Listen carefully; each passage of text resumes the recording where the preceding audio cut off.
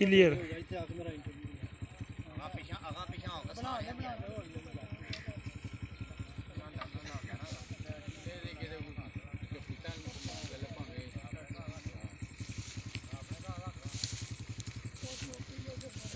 मेरा नाम शाहन महमूद है, वल नज़र मोहम्मद, कौम जट कराया, सकना पिपली वाला।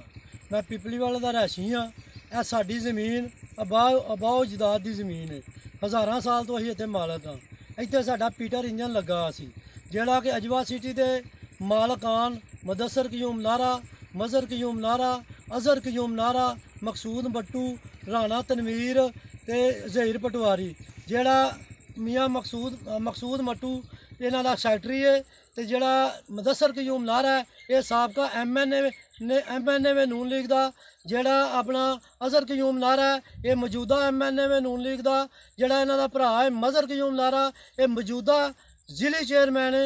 एड्डी वड्डी हस्ती हो के साढ़े आके इन्हें पीटर ढाते ने, साडा इंजन ढा दिता, साडा सारा कुछ इन्हें बर्बाद करके आ तुहाडे सामने सारा कुछ पिया। इन्हें 1 साल हो गया, असी 1 साल हो गया असी इत्थे SP साहब नूं दरखास्तां दित्तियां ने, RPO साहब नूं भी दित्तियां ने, CPO साहब नूं भी दित्तियां ने कि इन्हें साडा डेरा पुट के मसमार करके साडियां फसलां तबाह करके साडे ते नजायज़ कब्जे करके साडे नाल बड़ी ज़्यादती कीती है। ना साडी RPO साहब ने सुनी है, ना साडी CPO साहब सुनी है, ना साडी मुतलका SP साहब सुनी है, ना SP साहब सिविल एंड जिहड़े इन्हां नाल रले ने उन्हां सुनी है, ना ही SHO पिया सुनदा साडा। असी प्राइम मिनिस्टर साहब ने दरखास्त दी है, जिहदे दरखास्त के नाल लैटर भी लगा।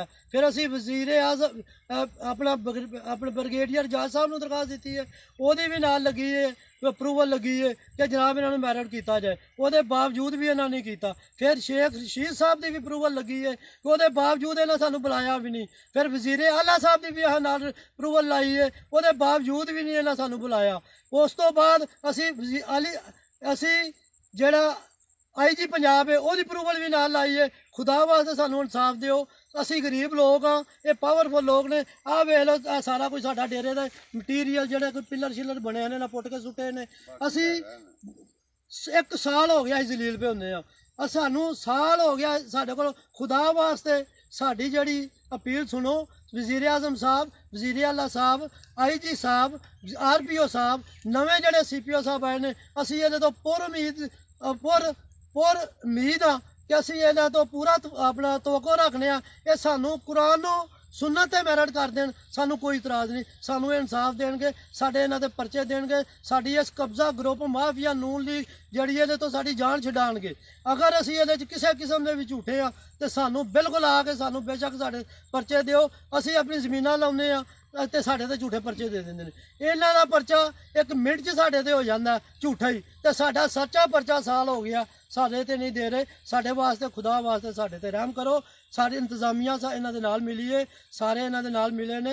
इंतजामिया तुसां खुदा कोल भी जाना है, अल्लाह कोल भी पेश होना है। कोई निरी इत्थे नहीं हुकूमत चली, अल्लाह की हुकूमत है। खुदा वास्ते साडे ते इंसाफ करो, साडा मैरिट करो, साडे इन्हां दे परचे दिओ। ते जे किसी पासे किसी नूं भी इस गल साडी ते शक होए, मौका आके वेख ले, मौके ते आके तस्दीक कर ले। अगर असीं झूठे होइए असीं सारी ज़मीन लिख देंगे कि असीं झूठे हाँ, तो जे अगर सच्चे हाँ तो क्यों नहीं इन्हां दे परचे देंदे। ये क्या काहदा कानून है? अमीर वास्ते हो रहे तो गरीब वास्ते हो रहे। गरीबां दे परचे देने लई सारी पुलिस भी तुन्नी है, रात दिन भजी फिरदी है, इन्हां नूं पुछदा कोई नहीं कोई। इस वास्ते जेह्के जिले चेयरमैन ने, नून लीग के MP MNA ने, इस वास्ते नहीं पुछदा। खुदा वास्ते साडी मदद करो, साडी अपील असीं तुहाडे रिक्वेस्ट करने आ, इन्हां ते साडे परचे दिओ, सानू कानूनी तहफ़्फ़ुज़ दिओ। सानू इन्हां दी जान तो सख्त खतरा है। ये साडे कोल जबरदस्ती ज़मीनां खोंदे ने पे, असीं बहुत जदाद दे आं। जो साडी ज़मीन ही नहीं रहनी तो असां इत्थे दुनिया ते रह के की करना। इस वास्ते साडे वास्ते मेहरबानी करो, सानू ना इंसाफ दिओ।